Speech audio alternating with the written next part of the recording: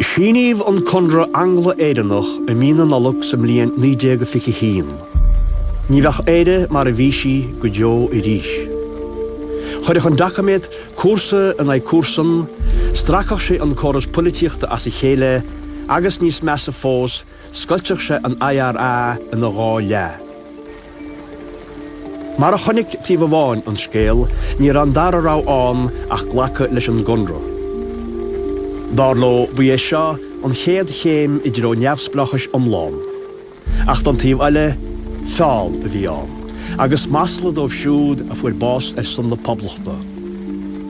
I ríis eile bheith rá arm am an cogaíochta in éirin, agus an uair seo bheith gael an éid gael.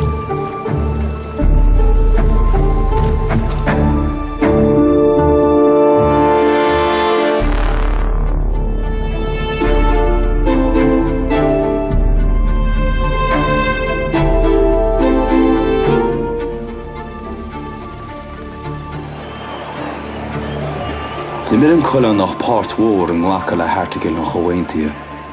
Tá sé dechar a rá an ra sé giste go briseo hasanna ar an dála. Is é a fersantocht agus a thiúnchar a thug bethe don ná cainte. What is good enough for Mick Collins is good enough for me.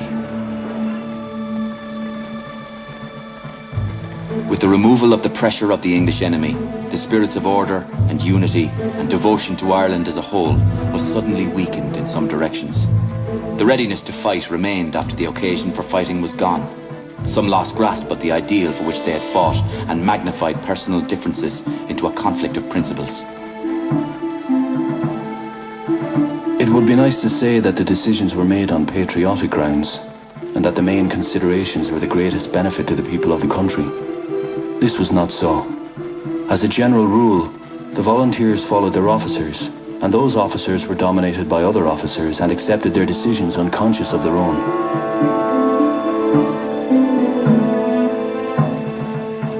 The army had to recognize that they were the servants and not the masters of the people, that their function was not to impose their will on the people, but to secure to the people the right to express their own will and to order their lives accordingly. Ba an chúsím níos mó ag an gúlánach náscoilte san arm, agus dhéanach sé aon rud chun an tarmach amad sásta. Bár leis mar a dúirt sé lumsa níos mó ná ordaháin. Duine bháin mar Liam Lynch, Liam Deasy, Tom Hales, Rory O'Connor, nó Tom Barry ar a haibh, ná dosain mar de Valera. Bhí na fir sin lán fuinneamh agus tíogará le linn chugan na saoirse. Bhí siad géalúil dá údarás, ba chóir de pársanta ag a iad, agus bhí col ag an ghuileánach le na guní a dhiorú ar lehéadí.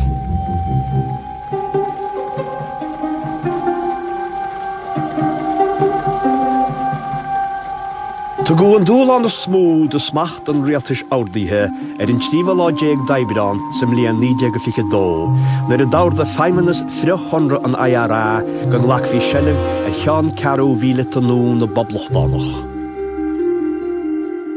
Bart Harbheith siombalach a bheith é seo. Cén dúil an bhú a déad bhí siúrt dúdaras an rialtas haladaí ná sellibh lacha ar lár anad an choras dilí in éirin.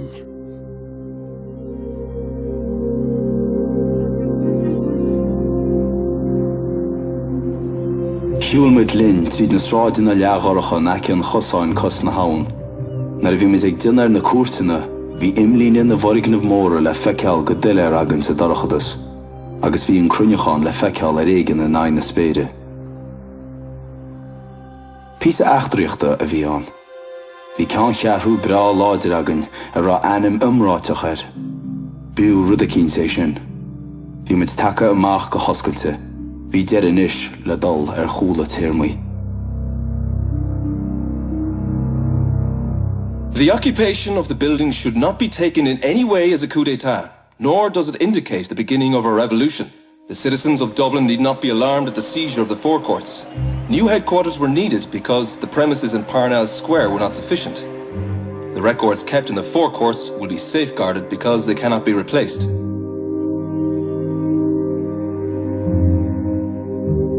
Chumaisteach a siomra ní a siomra ar a dara hálar. Díana sinna cheap me. Bhí efigi agan ar fádanis, desk rollach scríbnóireachta, Clósgríomhán, sealfa na leabhar, cairecha comportach leathair cúdaithe agus sailte maithe. In sévalá déag de bheitheh, tá go deis do roiine bhóta a chaha. Bhí an bua ag dhearthóidí an chondra le mór of má. Bhí bre tucaí ag an bobal. Now you are supported by the declared will of the Irish people in favour of the treaty. The British government has the right to expect that the necessary action will be taken by your government without delay. Hitherto, we have been dealing with a weak government and have been anxious to do nothing to compromise a clear expression of Irish opinion. But now that the provisional government is greatly strengthened, it is its duty to give effect to the treaty in the letter and the spirit without delay. A chonig Jerry Tobin le sostach Churchill nuair a hála fáilmharú ar ráide na London, mar a tuairiscíomh sa Manchester Guardian. Once again, after a long pause, the Irish vendetta has been extended to England by a detestable crime. Sir Henry Wilson, an eminent soldier who took a leading part in the closing campaigns of the war, was shot dead in London by 2 Irishmen. There could not be a crime more calculated to stir the blood of English people.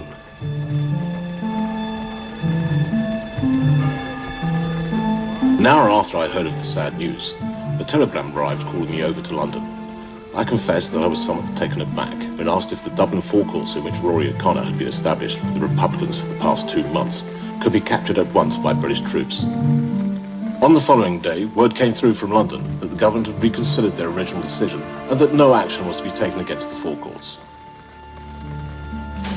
Hig rialtas na Bretagne dan lacadí séin shelf en na ced a chórt gur am anla a bhéadófi an buil gomach bá phobal na héireann leis na poblachtánaí. Ach bhí bagart rialtas na Bretagne andá ríide agus bhí brúl damantanis ar an golánach bert a dhéana.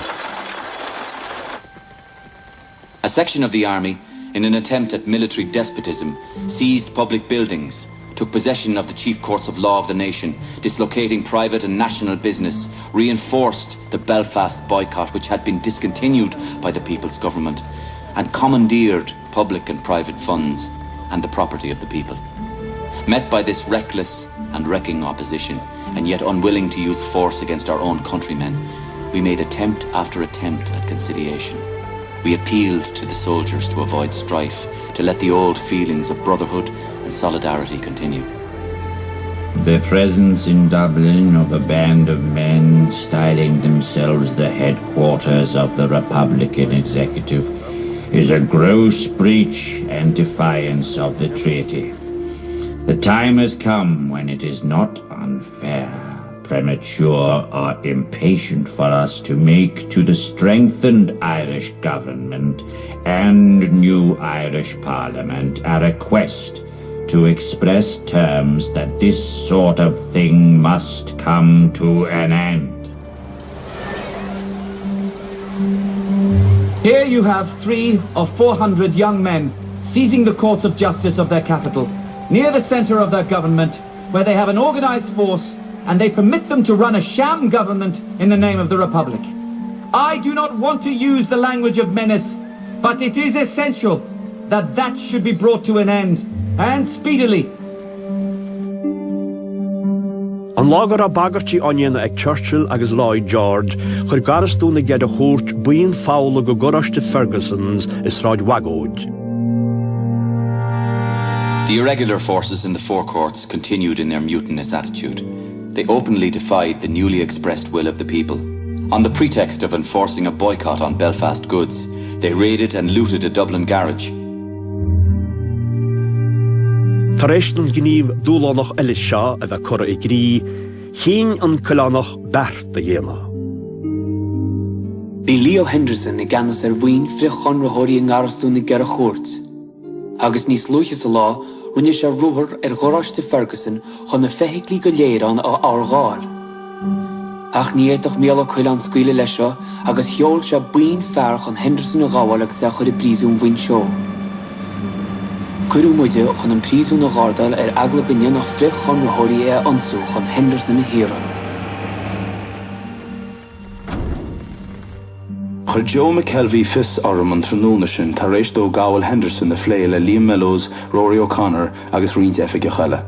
Cad is ceart dúine dhéine dar leat sa McKelvey. Is dóilm gur cheart dúine efigioch chóchéim a gáil sa mise, agus a chomead an na frísúnach san na cuairteanna go dtí go Sir Henderson. Cé a bháltha, an coileannach ó Muilchatha nó O'Connell sa mise. Smaoine McKelvey a feanúmed, dhéanach O'Connell cúis. An bhfuil is agad cabé tá teachtar? Tás, tuach ná bíonn sé i McGilligans.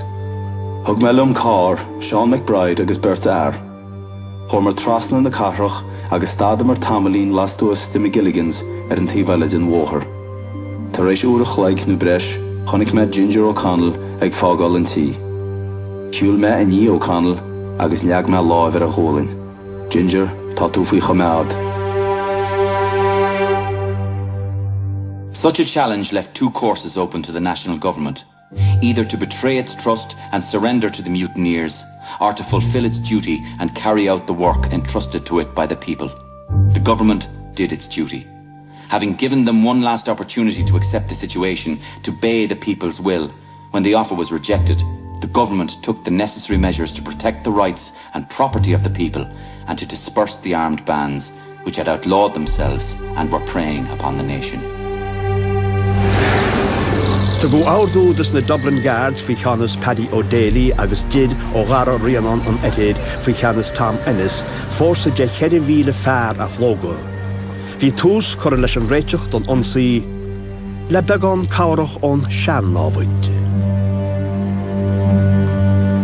I received instructions to hand over two 18-pound field guns to the provisional government with a reasonable supply of ammunition.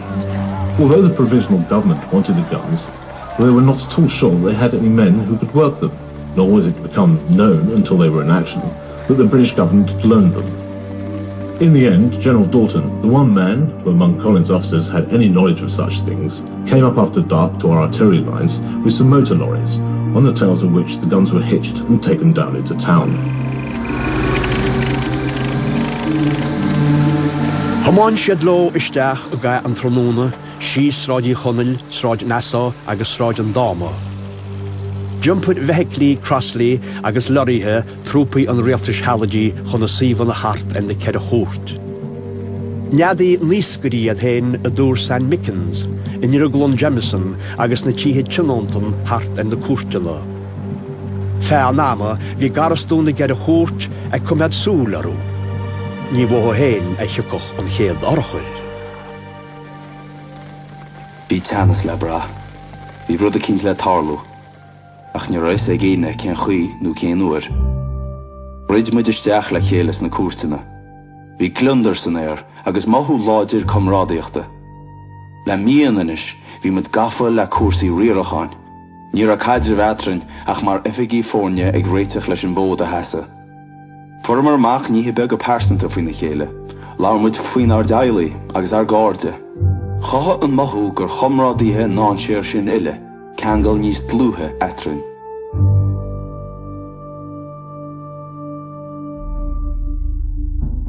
Chua trainer agus brua go dtí na cuairteannaí chun foláidh a chuirt an garastún an farignamh a ágáil, agus bhil sé dómh fille hectaí treal chogaíochta.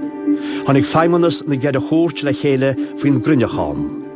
Bhótáil a bharmhór an fód a heasa go fada agus a béidir le súl go spreach fí daoine las moch an tradá. Chléan Rory a cheann.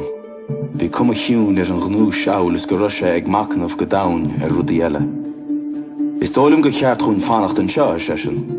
Níl sé ag teach le tuiscintí mílete achas ionaí sinne ar an boblacht fí láthir. Tá ansaí le déanana éireanais, ba cheart chúine a bheith an seo chun é a chosint.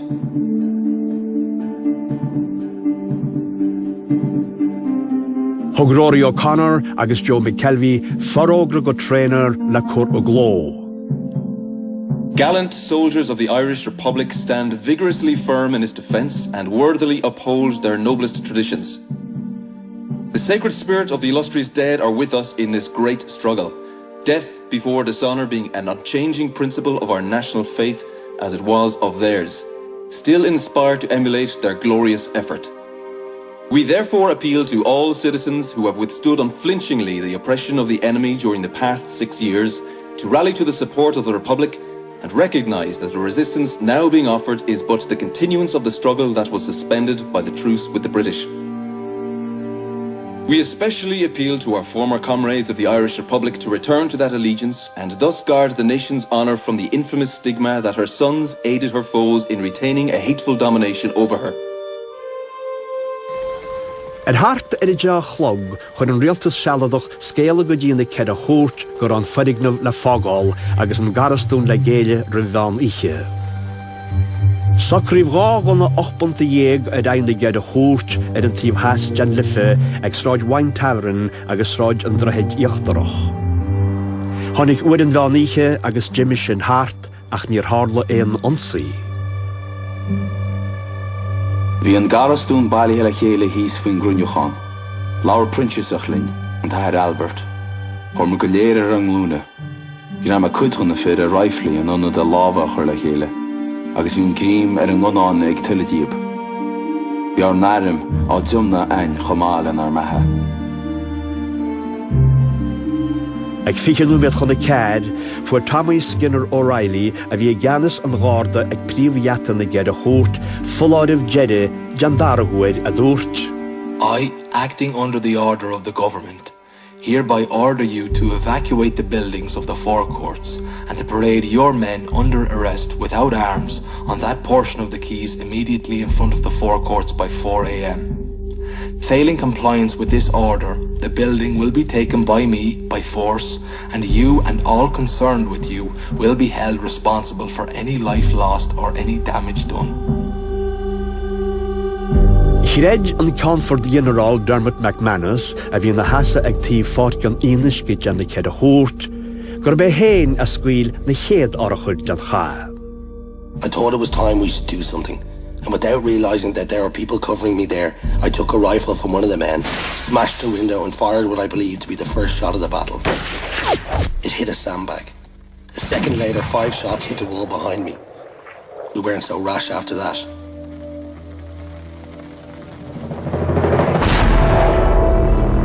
Tá támaiste ar sa Rory, agus a linn rói bheith caint, bhain machine chun a lasma tornas an iche. Tháinig gáir ó gach gasfra dar goods mar agad. Cholas tormán troman sin, agus bhí is againn go ra artillery á úsáid. Dógur an phléas go rinne slugán 8 go ra an drám a bhí réiteach an catha ar wathe le neamhsplachas na héireann an nunsaí ag cuid dá sean chomrádaithe.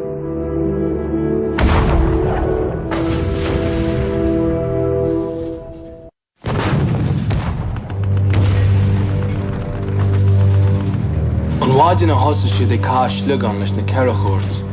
Chúisig maithir méid timpeall a 6 chlog agus dúirt. A cheann, tá loch tréin sa bhaile mór, éis leis. Deir mé an sin agus chúla mé an gona mór ag scaoile. Inis, nuair a hosaín cog a cara, cuirtar drothar in éid drothar, agus ní fis cedén taobh a thógfa. An brahan sé ar cin drámar hits dúisteach le. Sin mar a bhrá an chuid is smóg na lads. Bhí siad níos le brí an diggin tú, de bhar gur scoilt ar behan. A réanús, nuair a deir mé amach an waidin sin, bhí mé lár bóthar bhaile fib, agus chuil mé sús an bóthar in áit dul síos. De men tar éis dul síos an bóthar, bhí drám an téirstáit an chéad drám go gasnearú, agus stocha go men tar éis tredló sin. Nuair go neacha mé sús an bóthar, bhí mé dul i dro chráidí chunam, chug na poblach dánig, agus is ló sin a bhenig tred.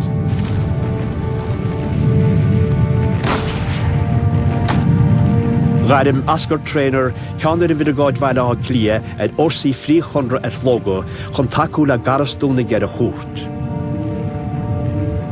Muna sé a cheann chearú an Ostáin Barrys a Ray Gardner. Ba bhór an ddíma bhí an únéire an Ostáin faoi seo. An chéad rud a rinne siad ná an glínig léir bhrise as na dóirse agus na fuinneoga. Chuir siad málaí ganimh as na fuinneoga agus thá siad guní amach idir na málaí. Íbar siad na hína go léir, thart ar gás górdíobh, agus is ar éigen ar thug siad dóthan amadóibh le na málaí a facáil. Chuir siad amach an éireann, ach dúiltí mise imacht. Bhís ag dul as mo bhearar ag smíanamhar na fiacha a bhí orm sa bhainc, a thug an targad dom chun an áite cheannach. Agus anis, ba léir dom go bhéadhí ag go léir héadú san air. Seamus and I had been married some months when the outbreak occurred on June 28th, 1922. We had slept that night at Margaret Skinner's and were awakened by the boom of artillery. Quickly, we hurried from Fairview to Barry's Hotel, which was a Republican headquarters. There was confusion everywhere. I was sent in charge of medicines to Tara Hall, which was in Talbot Street, while Seamus was directed to go to a post in the Gresham. I sent squads scouring the chemist shops for medicine we needed. We did not always get cooperation. A change that was plain to see had come over the business community.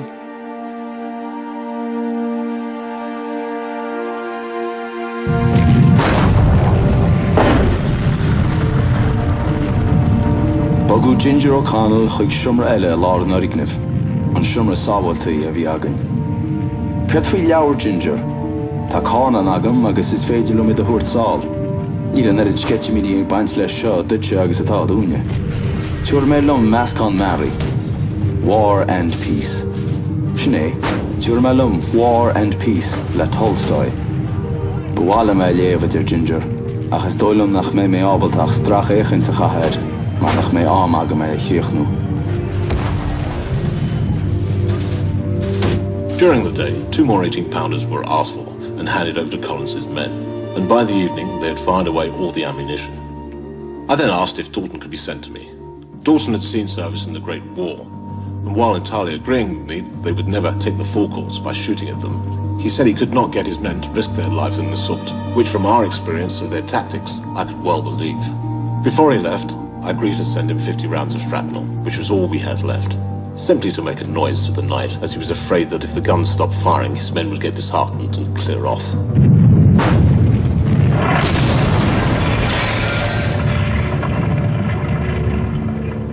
I gave my opinion that we would be beaten by the weekend.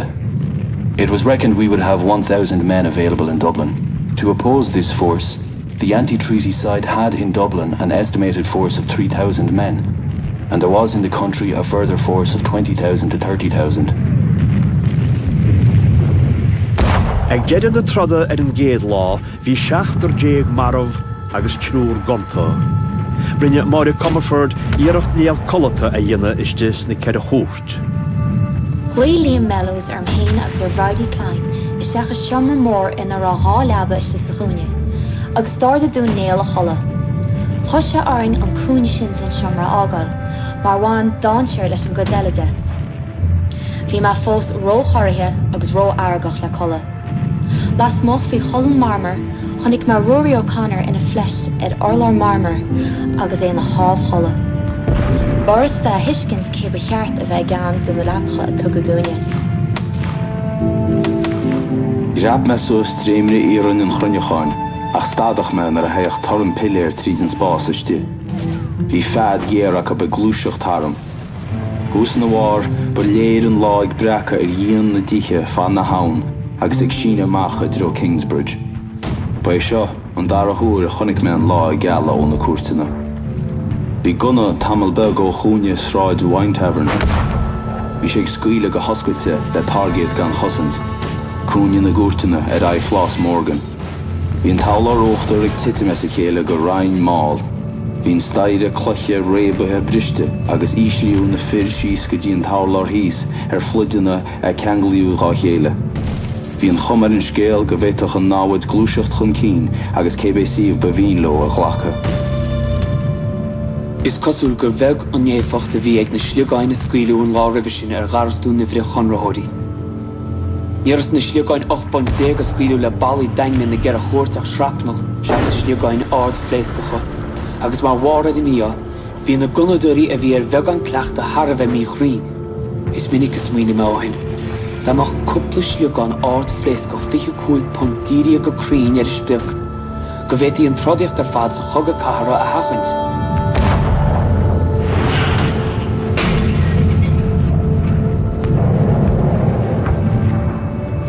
Bhí garastún ascar trainer agus a chud fearr scaite amach ó na cead a chót ag caran na armúra agus níoscurí an chonra.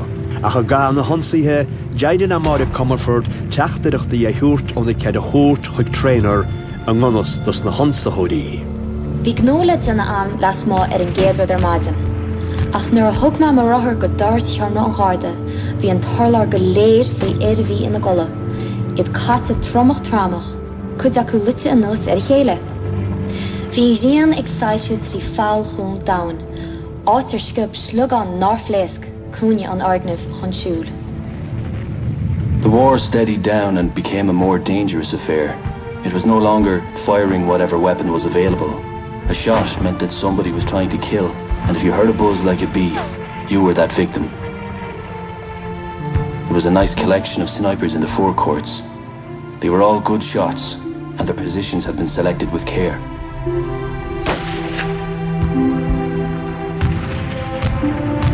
At fearnáma, bhí líon na marmh a méadú.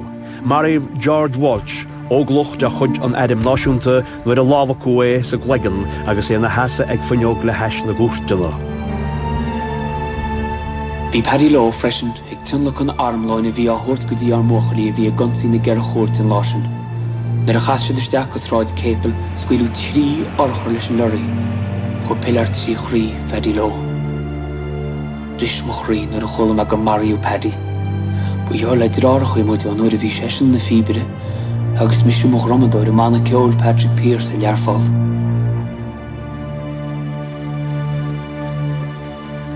On the afternoon of the 29th of June, I went to the provisional government offices to see Michael Collins and to discuss the heavy demands he had made for arms and other engines of war.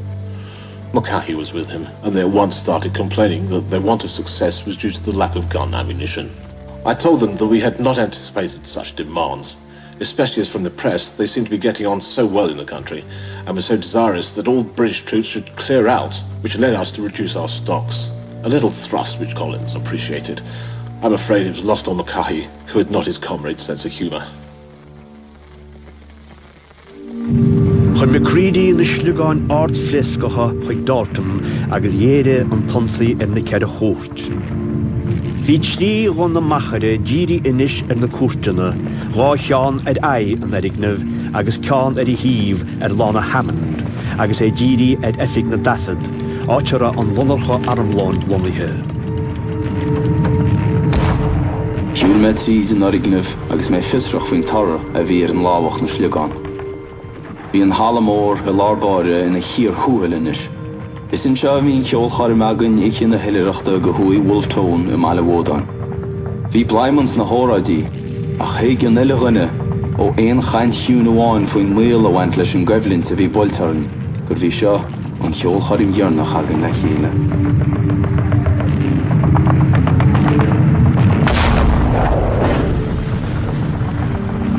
Pléisc taran mílteach ar ina staiccha a chorp. Bhí slúgáin tací chríd an díon agus bear na bhaintach répa sa bhálaige. Laim ar a tála agus an sin in éal deata bhain slúgáin eile an pláster chun mála. An agus a leanú a scuile slúgáin leis na gead a chóirt, ní mór an deis a bhí ag na trúpaí friochonra a bhí lonaí an Óstán Barrys éon ísibh a chuirt an gharastún a bhí faoi léagar. Mar sin dáir de ascar trainer de John Hanratty, tníocha fearr a chuirt leis chun ceann chearú nó a lonú an Óstán Hammond ar an tíomhheil de Rodí Chonaill. Bhí Cathal Brútha, Éamon de Valera, Sean T. O'Kelly agus Avistine de Stack in dhéanach leis. Curú brú I gceannas ar an loch mar a tugu The anti-national character of their campaign became clear when we saw them pursuing exactly the same course as the English Black and Tans. They robbed and destroyed, not merely for the sake of loot and from a criminal instinct to destroy, but on a plan and for a definite purpose. Just as the English claimed that they were directing an attack against a murder gang, so the irregulars claimed they are making a war on a usurping government. But, in reality, the operations and the motives in both cases were, and are, something quite different.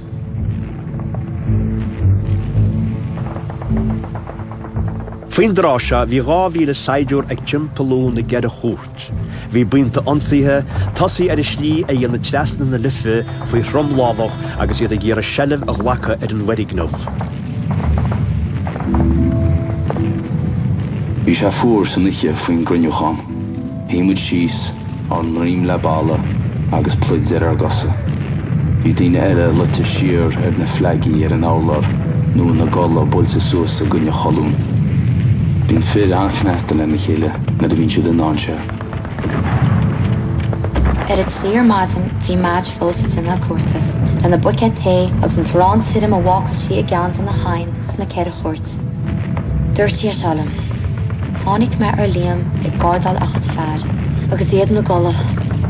Bhí a rifle ina lámh agus bhí cuma an bhrónach ar. Tá me cínta gur beis sin an grím tíre a bhí aige gur froise muoin seo.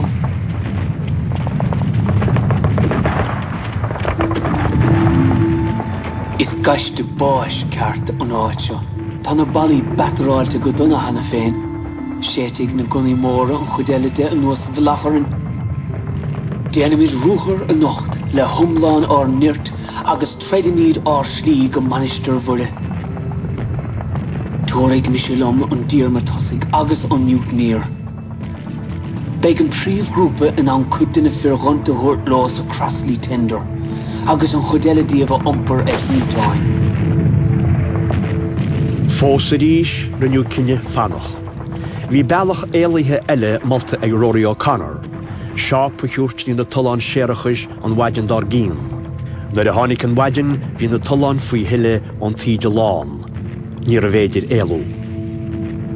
Bhí súil ag garastún na Gceadha Chóirt go neireadh le fir ascar tréinear brisitrí lína bhílata an rialtas haladaí le teach na gabhdarú. Níor a seansa be go darlach sé seo. Bhí fir tréinear sáine ar an tíomh heirid a ráidí chonneil gan iad an an éalú de bhharar a darachad a scuile nó. Incendiary bombs were thrown into GHQ block, in which the chemicals took fire, owing to the inflammable substances in the building. The fire made great headway. Orders were issued to all men to retire to the other side of the courts. That is the portion next to the quay. They got over by means of a tunnel which had been dug under the road. I was directed to see this portion of the building clear, and myself and Father Dominic were the last to leave.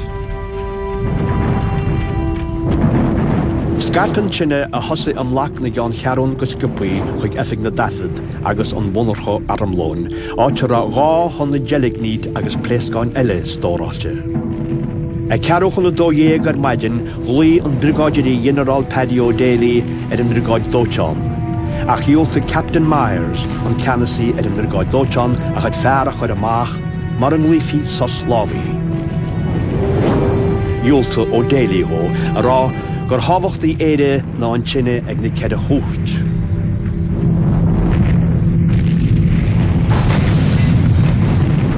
Ver maid grím daingan ar chóil balcón, nuair híochan cuartha, agus bhí mo cheann crumma am héin cho íseal agus a déitanaí idir mo lábha. Is mar seo heas na hógaí go léir, nu a chud is mó acu, an réim le balla i gceartláir na Gceadha Chóirt. Chuir na ceannarí agra mar sin áing, as beléir ón humor a bhí orthú nach ra ceist nádíosbrocht wathú.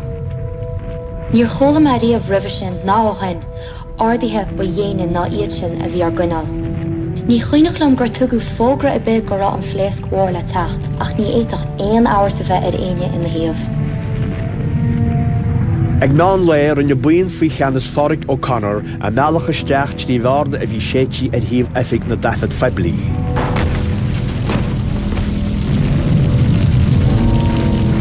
The heat inside the records office was unbearable.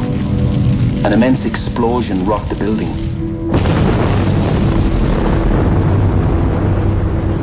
Everything seemed to come asunder. The building shook, and the men were lifted off their feet and sent spinning around. When I recovered and scrambled to my feet, the world was blacked out. I did not know what had happened. Tháinig splanc, gháltach, lasrach agus taran mar hairneach nuair is séadú efig na dafad feblií san éir, agus ghócht 1000 bliain de staid na héireann an luas ar an gathir.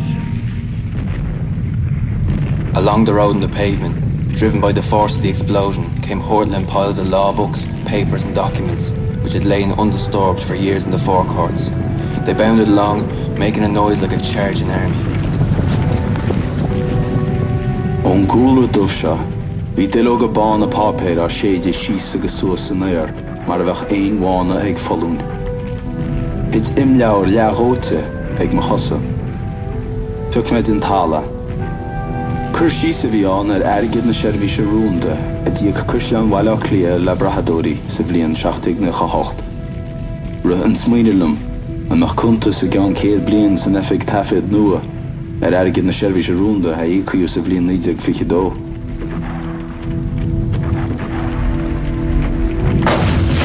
Tar éis na pléasca, bhí mar go léad bailithe le chéile in aice leis an gheata head. Tháinig an bhigáid dótán le Paddy O'Brien a thuirt chun siúl, agus éon iad chunta eile nach raibh imithe handhéine. Bhí ar an brúisteach ar chéile I bhaine timpeall ar an argóns a bhí idir Paddy agus an srám eile. Níor heasta é imeacht. Sa deire, dúirte gur bé féin an teifigach a gceannas, agus nach féitach aine a bhí a láthir ardaithe a thuirt chomh. Achas dóilm gur bé Liam a dúirt leis, os rud a gura se gortaithe, nach féitach se bheith a gceannas, gur a duine cepi ina áit, agus go gach se ghlacha leis an gine é a asú amach.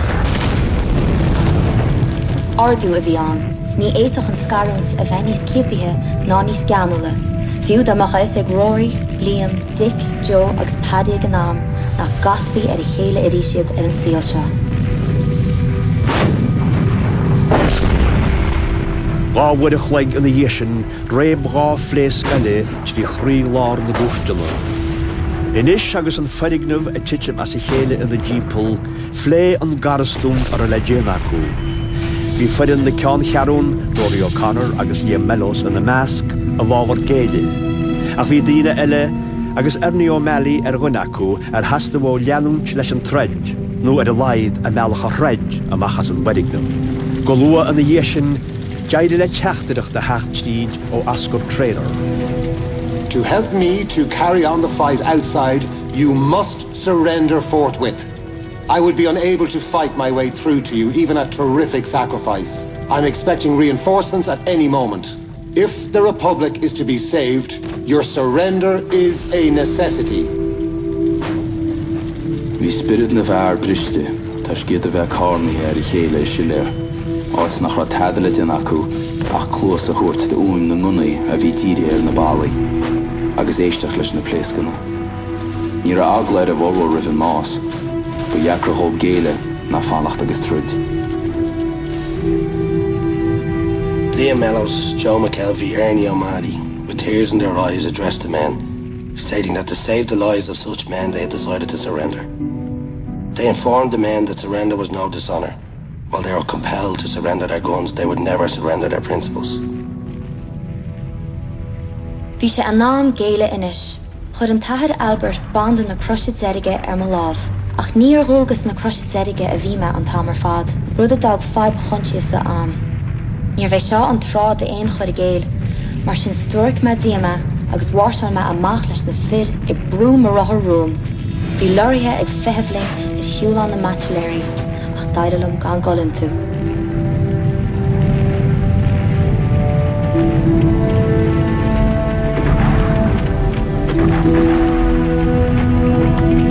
Ag a ceadach log dhéal céad ceadach a fearr ó garastún na gead a chóirt go ferimelta.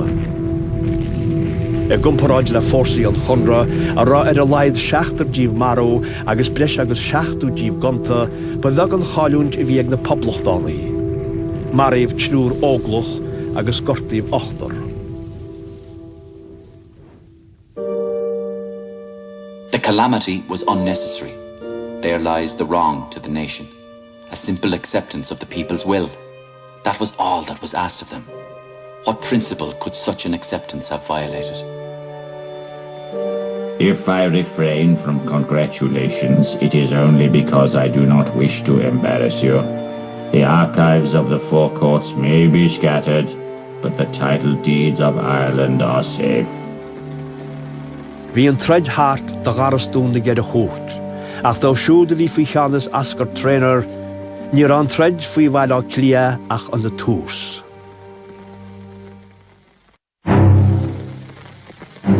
Trais gáil na gar a chóirt agus géile an garstún. Mana go leor na trúpaí mí rialta orfaist agus síomh na nuascaireachta fud na carach. Go luas a tháinig buid léhéad seo de orfaist is anam a bheith mór an deacreachta dhéine iad dhíbertas. Ní bheoh le déanana bhain ach defriú go dtínteach le loirí fearr, an doras tosaí bhriisisteach agus na cosantóirí scanmia a gáháil. The south side of the Liffey was cleared up by the 3rd of July, but De Valera, Calbrua and some desperados still held hotels and other buildings. During these days, I received constant wires and instructions to supply Collins with rifles, ammunition and other armaments. It struck me that the need had been somewhat exaggerated. As a matter of fact, the provisional government was amply supplied with everything they required to bring the Republican government under control. Inis iris, vi rint an a bwil deltus an IRA agus iad tiantithe a wedignov a constaci chimpaler agus iad a fannacht onsi o orsi a vi wad nís láidide. It would be foolhardy to expect that we would last as much as one day's substantial bombardment should the treaty forces bring into place sufficiently large forces and equivalent material which they so lavishly possessed against us. If they were truly cognizant of our many weaknesses, they would have come to close quarters with us sooner. Holes had been bored between the hammam and other buildings as far as the Gresham. We were very hungry and started looking for food. Some of the men said, "Come on, we'll dine at the Gresham, follow me." It was a long trek, crawling on our tummies through the holes in the walls at different levels. We arrived at the Gresham and found tables in the dining room laden with food which had been abandoned by the hastily departed guests. Ag hartar a dóchlog maidin rinne fórsaí an chonra a mealachaisteach trí rádí chonil.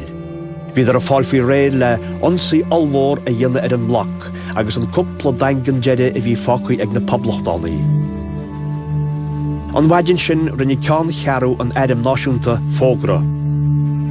Tá deide beagnach déanta a glúiseacht gáda bhaile clia i gceantar rádí chonil. Curú an ruig ar na fórsaí míréalta as Earl Street agus tá baist de Hickeys, Boyers, Powells agus Nagels I sellh ar narm.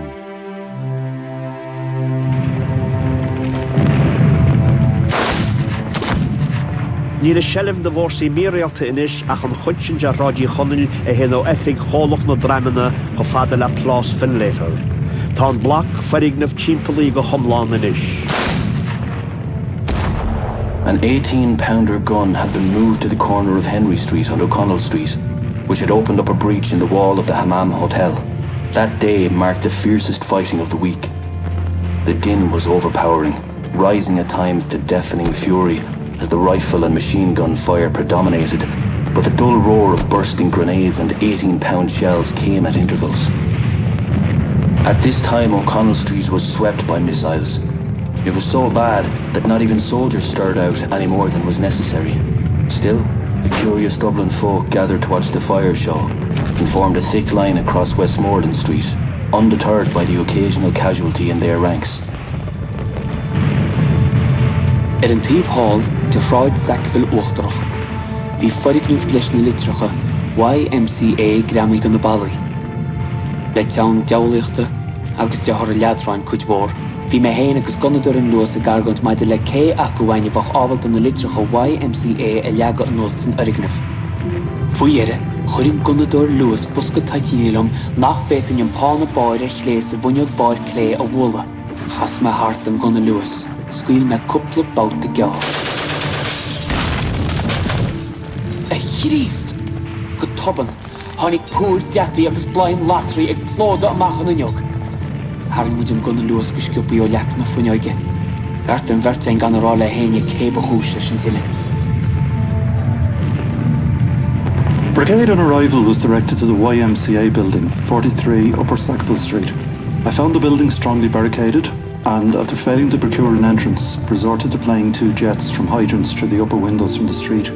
The prolonged rifle and machine gun fire grew intense and bullets came dangerously near. We had to take cover, and our attempts had only the effect of temporarily allaying the outbreak.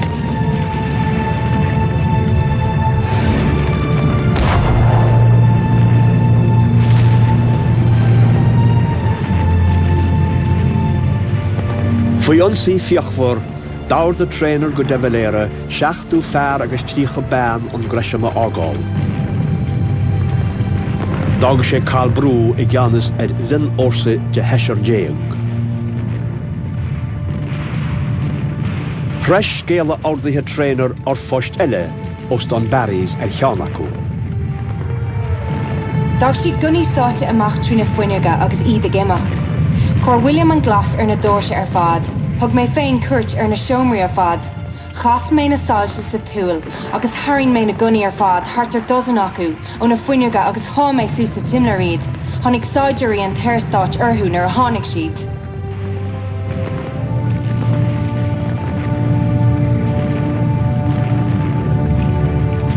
The end of the Dublin conflict was at hand as we closed in from both sides. The time was fast approaching when the assault could be made through the breach in the wall at the Hammam Hotel. Ginger O'Connell finished the discussion on the proposed assault by declaring that enough lives had been lost and that we had better pay them back in their own coin and burn them out. They bathed the rear of the armoured car with tins of petrol and placed the tins inside the breach at the Hammam Hotel. Incendiary bombs from the stock in the forecourts failed to ignite the petrol, so they had to re-enter the building and use matches. The place went off in one puff, and in a few minutes, it was a burning inferno.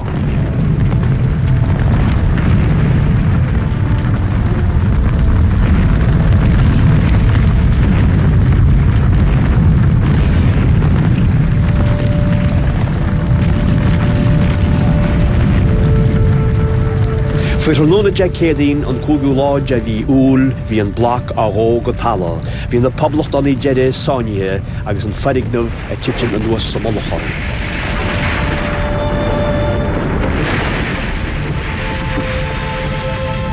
Rinne trúpaí an chonra a meallach a J.W. Mackey béal deirist an Gresham, agus lasc saidúdí eile doras an óstáin na botaí raifilí agus túana. Scuil carna armúra srohanna piléir isteach sa Gresham agus ní fada gur an ferignamh tí hinne. Holy Brú agus a bhain chuig Ostan Granville an taon áit go bhéitadís Corfu som lach. A náide bhí brú agus a chud fearr ag cúlú agus a treid go fiachmór, heasta sas cogig láideach ó Devalera, ach déala sé go geadó fiadas na poblachtaí fille ó bhaile agus a nairim a chiúrt ló. They and their leaders are at liberty to march out and go to their homes unmolested. If only they will deposit their weapons in the National Armoury, there to remain until and unless, in the whirl of politics, these men become a majority in the country, in which case they will have control of them. Ní fiú bheith í marga dhéana leis a ghuileanach. Sean socrú is fearr an laching ma irisí leis, má náid se ágáil lena go daram, agus dolamach am an trodíochta len ar bherh, náid nelle. Maidir lom héin, bhain in aig sin fiúháin. Tá muid an seo chun treid go dtí an bás. As we were marching out, I passed through what had been the Turkish baths and saw Cathal Brua kneeling on a mat and confessing to one of the friars. I'll never forget that sight. It was his last confession.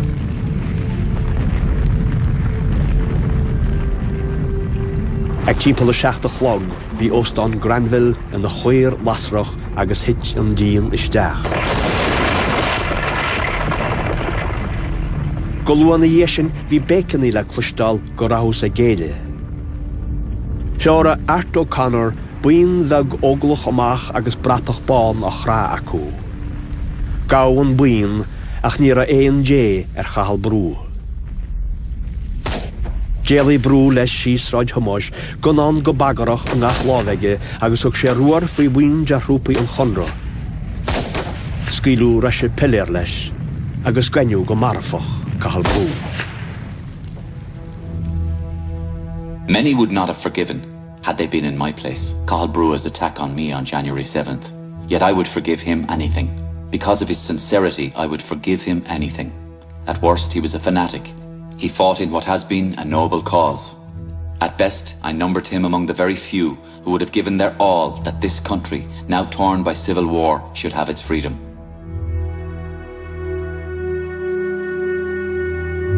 Ar an láidearnach den chá, a chinteoch canas bhaile clia, deise an rialtas sealadach gairim chun cathe agus tháinig na slúite chuig na hefigií arcaíochta. Níor an bhadanis go gáileach na poblachtánaí an tain bhain taiste bhí acu ar I géalaí córic, is é sin fearraspár fearr a bheith acu. Cháil siad an deis leis an goga a bhuachand ar son na héireann.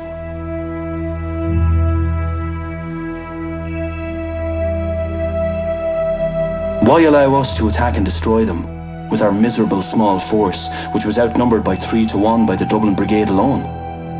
With the lessons of 1916 and the fate of the Four Courts, why occupy O'Connell Street as a last-ditch defence? This confusion of thought and action came from the mixture of politics and military thought, but both sides, military and political, shrank from a victory in the field. So they caused as much damage as possible without winning, and then went on to the jails and camps as martyrs in the cause of Kathleen.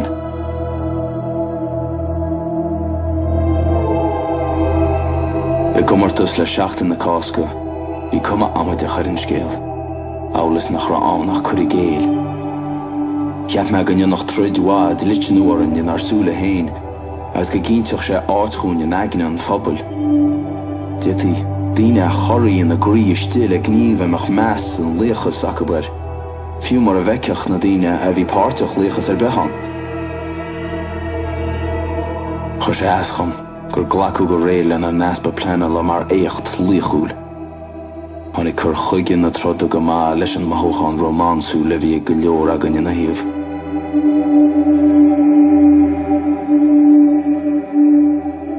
The true nature to the whole movement has now demonstrated itself so that no one can doubt it. A tree is known by its fruits. We have seen the fruits. The Irish people will be confirmed in its conviction that those fruits are deadly. They will have no sympathy with anarchy and violence.